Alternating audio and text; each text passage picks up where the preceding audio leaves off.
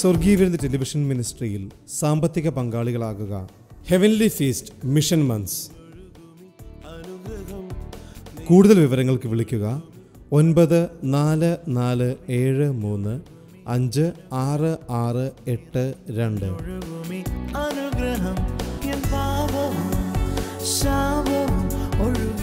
വരൂ, യേശുവിനായി സുവിശേഷത്തിനായി വിതറാം, വാരി വിതയ്ക്കാം.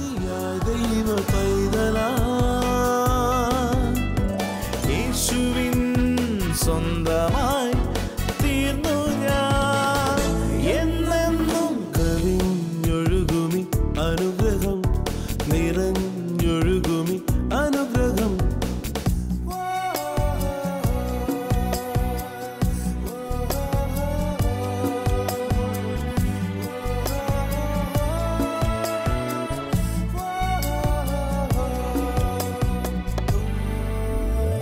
പാടുമെൻ്റെ നാഥനായി നവകീർത്തനം ഇനി എന്നുമേ, നിറയുന്ന ഹൃദയമാകെ നന്ദിയാ. കവിഞ്ഞൊഴുന്ന അനുഗ്രഹത്തിലേക്ക് ഒരിക്കൽ കൂടെ സ്വാഗതം. കഴിഞ്ഞ ചില ദിവസങ്ങൾക്ക് മുമ്പാണ് തിരുവനന്തപുരത്ത് പഞ്ചായത്ത് അസോസിയേഷൻ ഹാളിൽ 2 ദിവസത്തെ ബൈബിൾ ക്ലാസ്സും വിടുതൽ ശുശ്രൂഷയും ഉണ്ടായിരുന്നു. ആ ബൈബിൾ ക്ലാസ്സിൽ ദൈവവചനം ഞങ്ങൾ ഒന്നിച്ച് പഠിക്കാൻ ഇടയാക്കിയത് കർത്താവിൻ്റെ കൃപ നമുക്ക് തരുന്ന ധൈര്യവും ആ കൃപയിലുള്ള ഉറപ്പ്, യേശു കർത്താവ് മുഖേന ദൈവം മാനവജാതിക്ക് നൽകിയ കൃപ, ആ കൃപയിൽ ഒരു വ്യക്തിക്ക് ഉറപ്പുണ്ടാകുമ്പോൾ മാത്രമേ ധൈര്യത്തോടെ ജയകരമായി ഈ ലോകത്ത് ജീവിക്കാൻ പറ്റത്തുള്ളൂ. അല്ലെങ്കിൽ എപ്പോഴും അപരാധബോധത്തിലും ഞാൻ ശരിയായിട്ടില്ല, എനിക്കിനിയും കുറവാണ്. അത് നമ്മൾ വാസ്തവത്തിൽ ശരിയായെന്ന് പറയാൻ പറ്റിയത് ആരും ഉണ്ടെന്ന് എനിക്ക് തോന്നുന്നില്ല.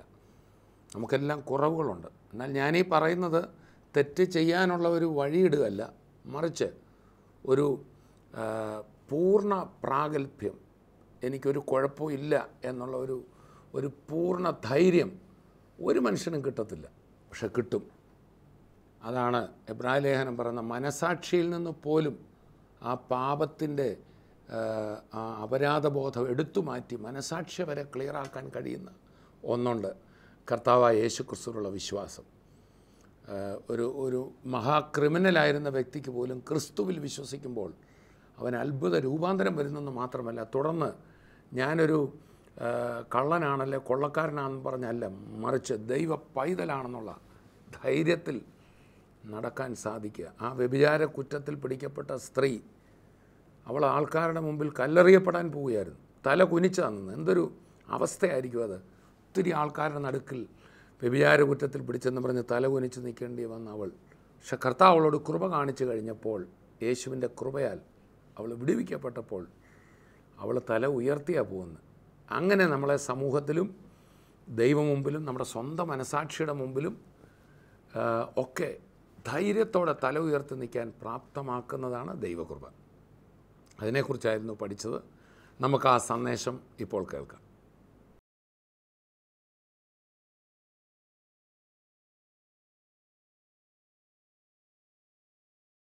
റോമാലേഖനം 5-ാം അധ്യായം 15-ാമത്തെ വാക്യം മുതൽ വായിക്കപ്പെടുന്നത് ശ്രദ്ധിക്കുക.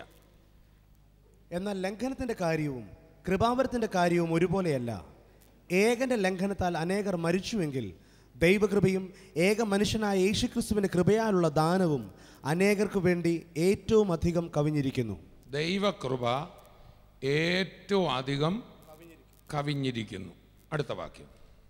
ഏകൻ പാപം ചെയ്തതിൻ്റെ ഫലവും ദാനത്തിൻ്റെ കാര്യവും ഒരുപോലെയല്ല. ഏകൻ്റെ പാപം ശിക്ഷാവിധി കൽപ്പിപ്പാൻ ഹേതുവായി തീർന്നു. കൃപാവരമോ അനേക ലംഘനങ്ങളെ മോചിക്കുന്ന നീതീകരണ വിധിക്ക് ഹേതുവായി തീർന്നു. 17 റോമർ 5:17 തുടർന്ന് വായിച്ചാട്ട്. ഏകൻ്റെ ലംഘനത്താൽ മരണം ആ ഏകം നിമിത്തം വാണുവെങ്കിൽ കൃപയുടെയും നീതിദാനത്തിൻ്റെയും സമൃദ്ധി ലഭിക്കുന്നവർ യേശുക്രിസ്തു എന്ന ഏകൻ നിമിത്തം ഏറ്റവും അധികമായി ജീവനിൽ വാഴും. ഇവിടെ വാസ്തവത്തിൽ ഈ വേദഭാഗത്തിൻ്റെ അർത്ഥം ഇതാണ്: ഒരുവൻ പാപം ചെയ്തതുകൊണ്ട് സകല മനുഷ്യരിലും പാപവും ലംഘനവും. പാപമെന്ന് പറഞ്ഞാൽ ദൈവത്തിൻ്റെ ഹിതത്തിന് വിരുദ്ധമായി എൻ്റെ ജീവിതത്തിൽ സംഭവിച്ചാണ് പാപം. എന്നാൽ ദൈവം വച്ചിരിക്കുന്ന പ്രമാണങ്ങൾ, ഈ പാപം എന്നിലുള്ളതുകൊണ്ട് ദൈവം വെച്ച പ്രമാണങ്ങൾ ഞാൻ ലംഘിക്കുകയാണ്. പഴയ നിയമകാലത്ത് 10 കൽപ്പനകൾ ഉണ്ടായിരുന്നു: കൊല ചെയ്യരുത്, മോഷ്ടിക്കരുത്, മോഹിക്കരുത്, അല്ലേ? അപ്പോൾ ഇതെല്ലാം എൻ്റെ പാപമുള്ളതുകൊണ്ട് ഈ പറയുന്ന കൽപ്പനകളൊന്നും പാലിക്കാൻ എനിക്ക് പറ്റുമായിരുന്നില്ല. പാലിക്കണമെന്ന് ആഗ്രഹമുണ്ടെങ്കിലും എന്നെക്കൊണ്ട് പറ്റുന്നില്ല. എനിക്ക് ആരെയും കണ്ട് മോഹിക്കരുത്, മറ്റാരുടെയും വസ്തു കണ്ട് മോഹിക്കരുത്, ഒന്നും കണ്ട് മോഹിക്കരുതെന്നാണ് എൻ്റെ ഇഷ്ടം. പക്ഷേ പൗലോസ്ലീഹ 7-ാം അധ്യായത്തിൽ റോമർ 7-ൽ പറയുന്നുണ്ട്, നന്മ ചെയ്യാനുള്ള ആഗ്രഹം എനിക്ക് ഉണ്ട്, എന്നാൽ ഇച്ഛിക്കാത്ത തിന്മയെ ഞാൻ ചെയ്തു പോകുന്നു. പലരും റോമാലേഖനം 7-ലെ ആ വാക്യം പൗലോസ്ലീഹയുടെ ഇത് എഴുതുമ്പോഴുള്ള അവസ്ഥയാണെന്ന് ധരിച്ചിട്ടുണ്ട്. അങ്ങനെയല്ല കേട്ടോ.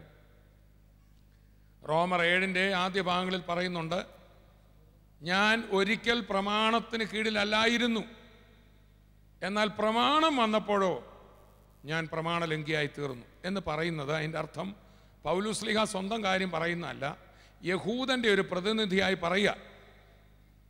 എന്ന് പറഞ്ഞാൽ ന്യായപ്രമാണം മോശ മുഖേന കിട്ടുന്നതിന് മുമ്പ് മനുഷ്യരിൽ എന്തുണ്ടായിരുന്നു? പാപം ഉണ്ടായിരുന്നു. പക്ഷെ പ്രമാണം വന്നപ്പോഴാണ് ലംഘനം ഉണ്ടായത്. അപ്പോഴാണ് മനസ്സിലായത് ഞാൻ തെറ്റുകാരനാണ്. മനസ്സിലായത്. ഞാൻ ഇവിടെയുള്ള ഒരു മൈതാനം വഴി കയറി ഇറങ്ങി നടന്നുകൊണ്ടിരുന്നതാണ്. എൻ്റെ വീട്ടിലോട്ട് പോകാൻ വഴിയിൽ നിന്ന് നല്ല ക്രോസ് റോഡ് പോകാമായിരുന്നു.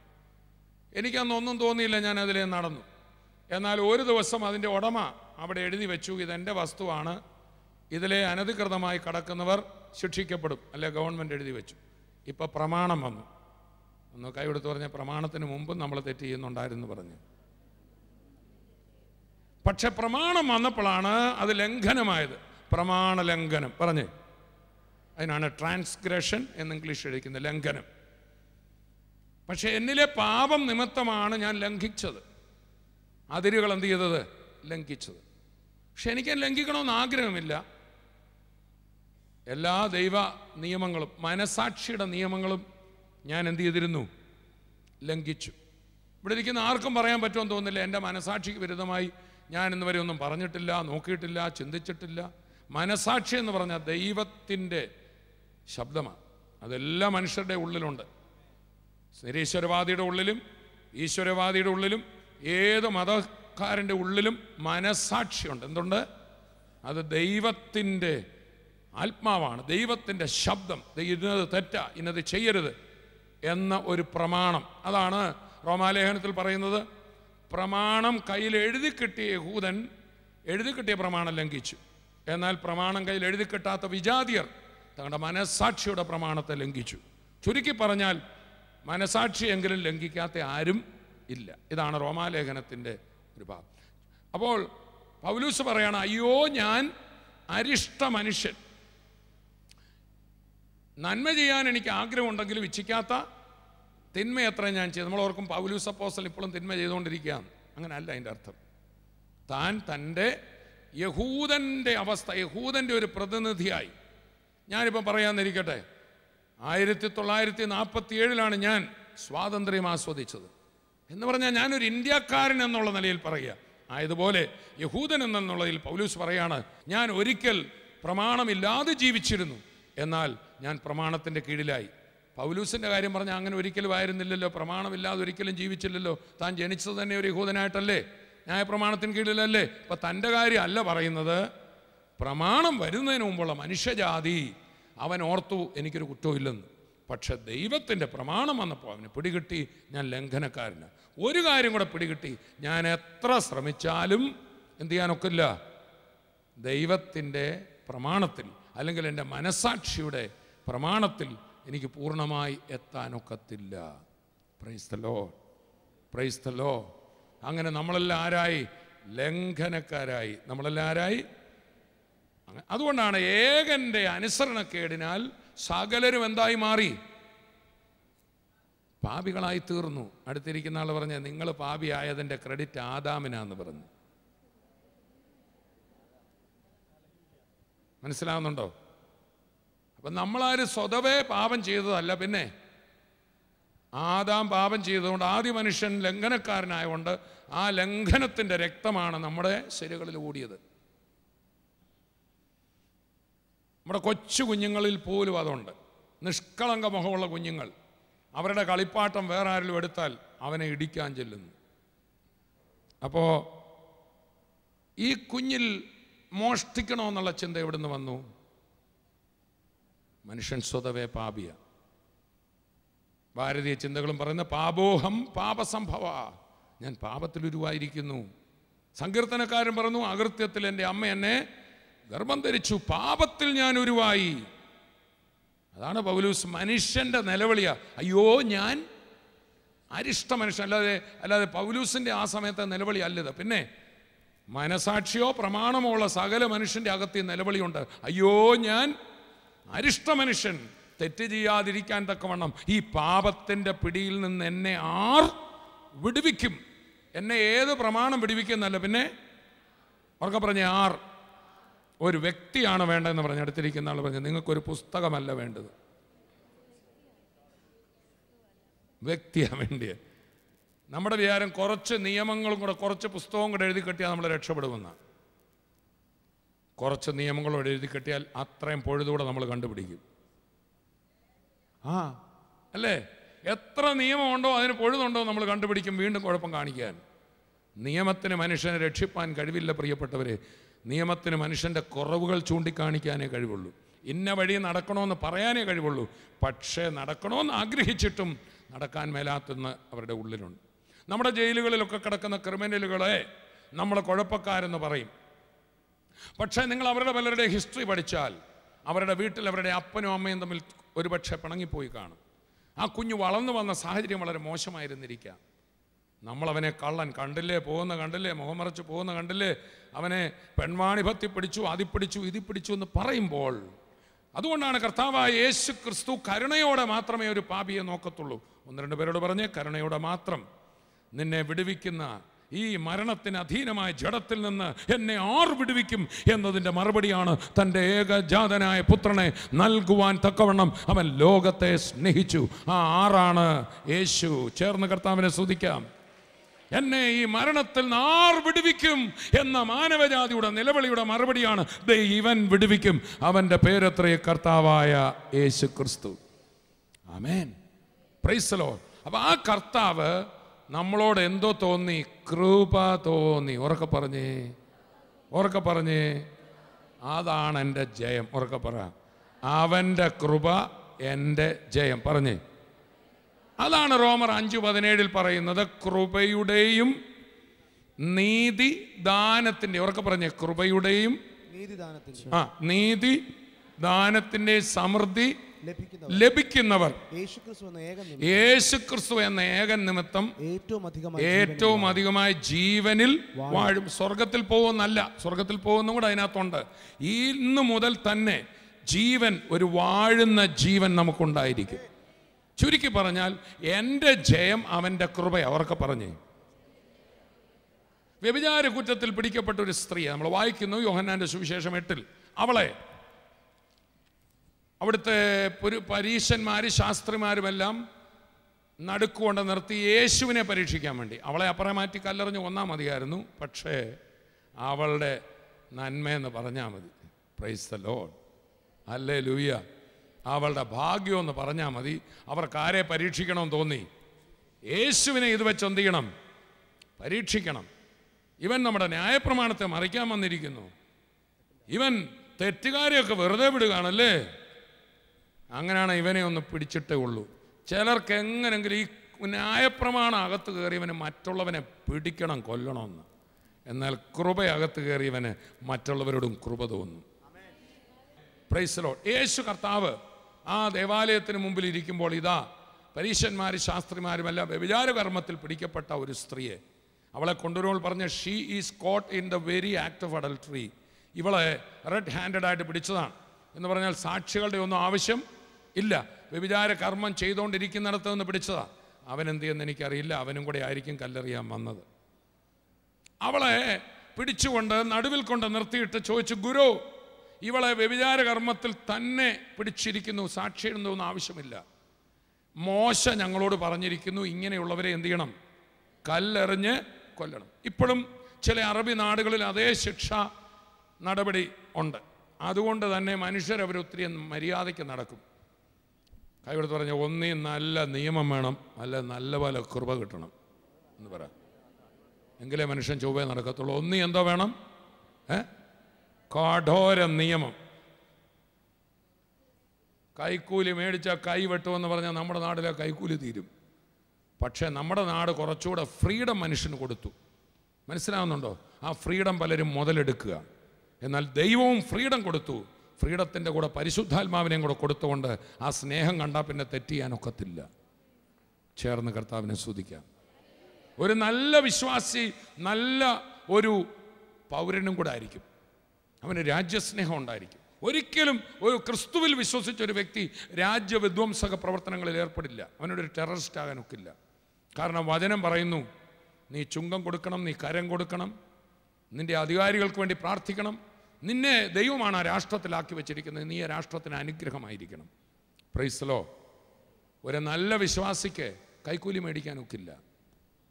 പരിശുദ്ധാത്മാവനെ സമ്മതിക്കില്ല. നിയമം കൊണ്ടല്ല, അവൻ്റെ അകത്ത് നിയമത്തെക്കാൾ ശക്തമായ ഒന്നുണ്ട്, കൃപാവരം. എന്തുണ്ട്? കൃപയുടെ ആത്മാവ്. ഉറക്കെ പറഞ്ഞ്, ആ സ്നേഹത്തിൻ്റെ ആത്മാവ് അവനെ അതിൽ നിന്ന് പിന്തിരിപ്പിക്കും.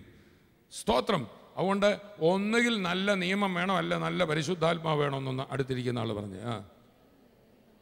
ഒന്ന്, എനിക്കിഷ്ടമില്ലെങ്കിലും വിഷമത്തോടെ ഞാൻ നിയമം അനുസരിക്കും, പേടിച്ചിട്ട്. മറ്റേത് പേടിച്ചിട്ടല്ല, സ്നേഹിച്ചിട്ട് ഞാൻ കർത്താവിൻ്റെ വഴിയിൽ നടക്കും. മോശ ലോ കൊണ്ടുവന്നു, യേശു ലവ് കൊണ്ടുവന്നു.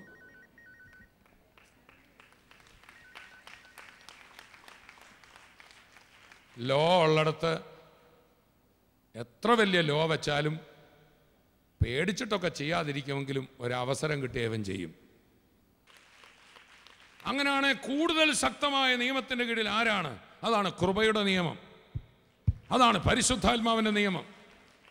അതുകൊണ്ടാണ് വചനം പറയുന്നത്, നിങ്ങൾ ദൈവാത്മാവിനാൽ നടത്തപ്പെടുന്നുവെങ്കിൽ നിങ്ങൾ ഇനി ന്യായപ്രമാണത്തിൻ്റെ കീഴിൽ അല്ല. നിയമമില്ലാത്തവരല്ലെന്നല്ല അതിൻ്റെ അർത്ഥം. അതിനേക്കാൾ ശക്തമായ ഒരു നിയമം നിങ്ങളുടെ മേൽ വ്യാപരിക്കുന്നതിനാൽ ഈ നിയമം ഓർത്ത് നിങ്ങൾ പേടിക്കണ്ട. നിങ്ങൾ അതിൻ്റെ പുറകെ ഒന്നും പോകത്തില്ല. ചേർന്ന് കരമടിച്ച് വായ് തുറന്നൊന്ന് കർത്താവിനെ ഒന്ന് സ്തുതിച്ച്.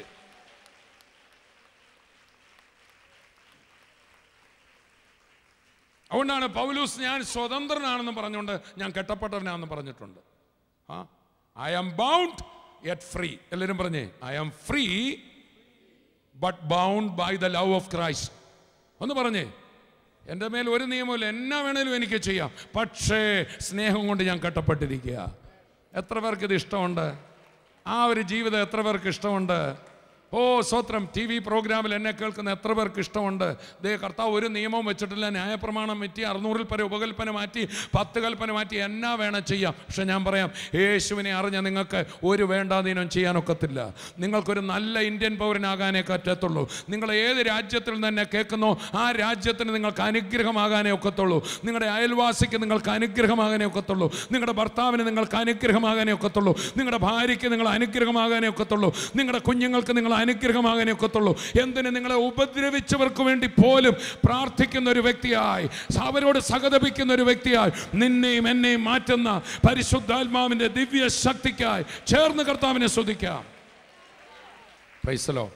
അപ്പോൾ വ്യഭിചാര കുറ്റത്തിൽ പിടിക്കപ്പെട്ട സ്ത്രീയെ നടുക്കുകൊണ്ട് നിർത്തിയപ്പോൾ ഇവളെ പിടിച്ചിരിക്കാന്ന് പറഞ്ഞു. ഇവളെ കല്ലെറിയണമെന്നാ നിയമം പറയുന്നു. നീ എന്ത് പറയുന്നു? സ്തോത്രം. ഇവളെ ഇങ്ങനെ വിട്ടാൽ ഇവൾ പിന്നെയും കുഴപ്പത്തിൽ പോവല്ലേ?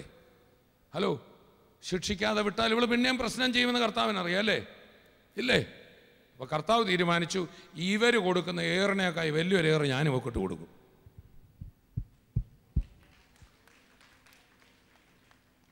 ഇവരുടെ ഏറിന് ഇവളെ സമൂഹത്തിൽ നിന്ന് മാറ്റാനേ കഴിവുള്ളൂ. പക്ഷേ എൻ്റെ ഏറ് ഇവളെ മാന്യമായിട്ട് സമൂഹത്തിൽ നിർത്തുകയും ചെയ്യും. സ്തോത്രം, സ്തോത്രം, ആമേൻ.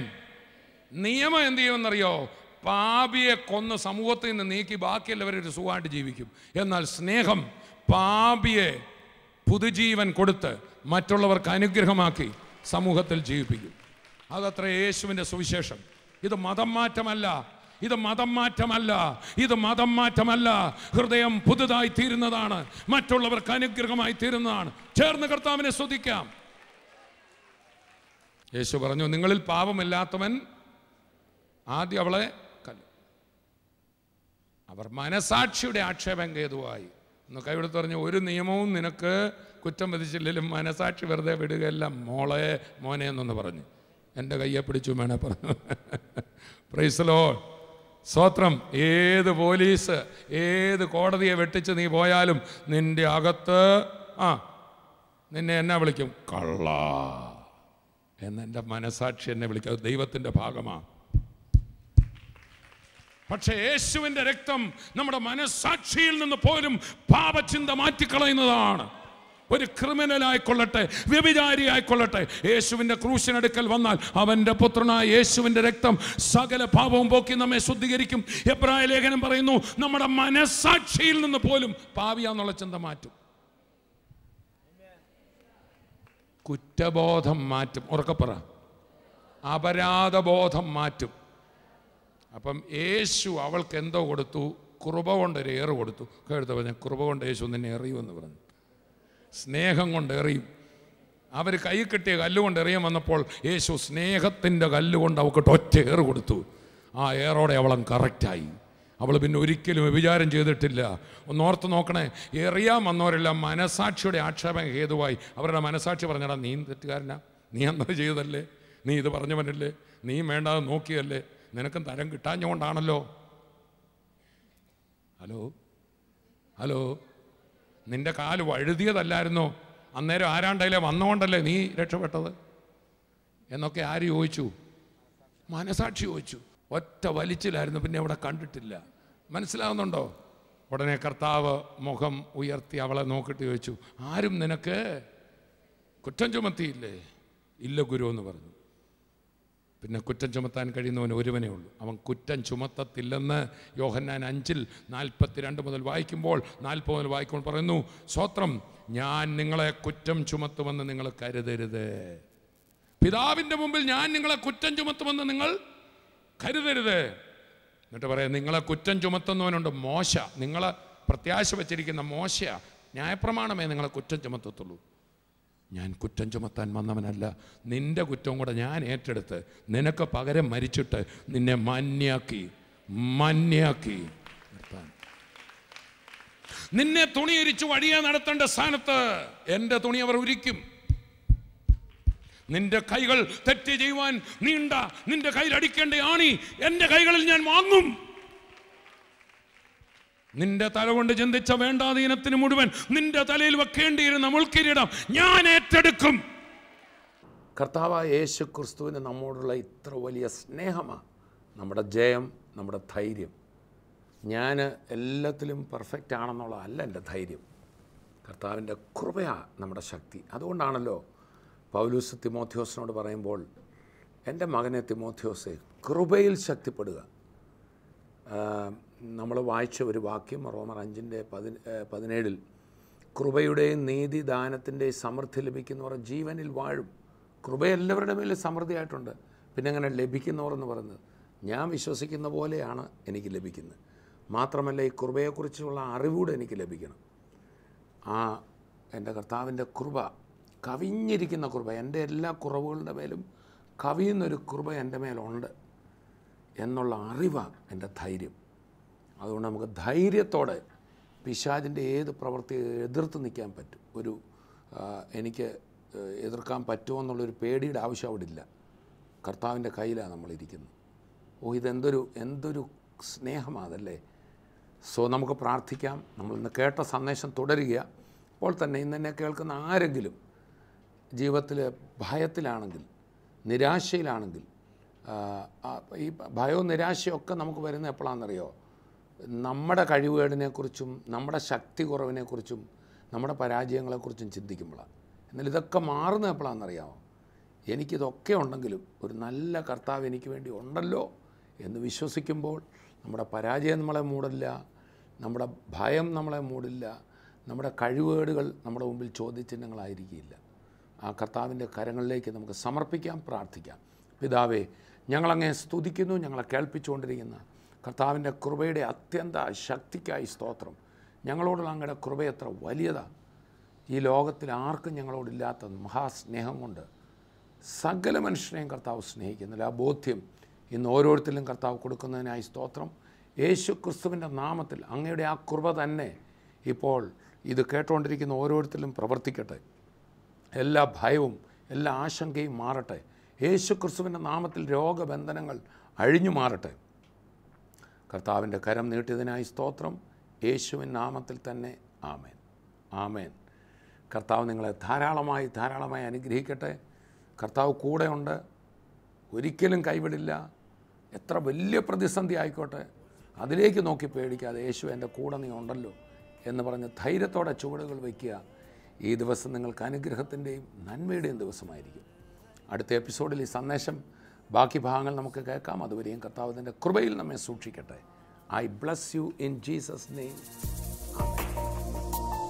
സ്വർഗീയ വിരുന്ന് ടെലിവിഷൻ മിനിസ്ട്രിയിൽ സാമ്പത്തിക പങ്കാളികളാകുക. Heavenly feast mission months. കൂടുതൽ വിവരങ്ങൾക്ക് വിളിക്കുക 9447356682.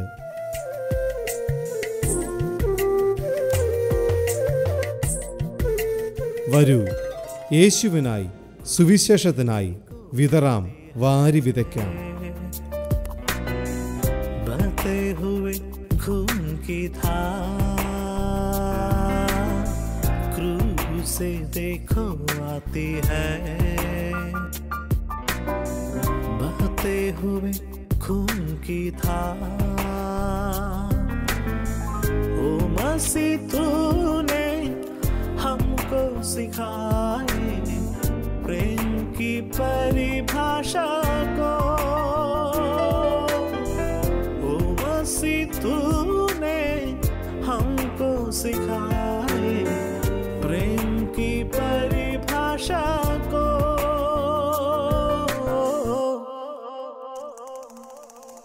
प्रेम का सागर है तू, चांदी का राजकुमार है तू।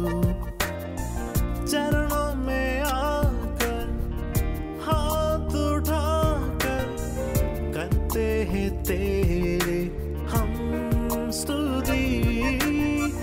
चरणों में आकर हाथ उठाकर करते हैं तेरे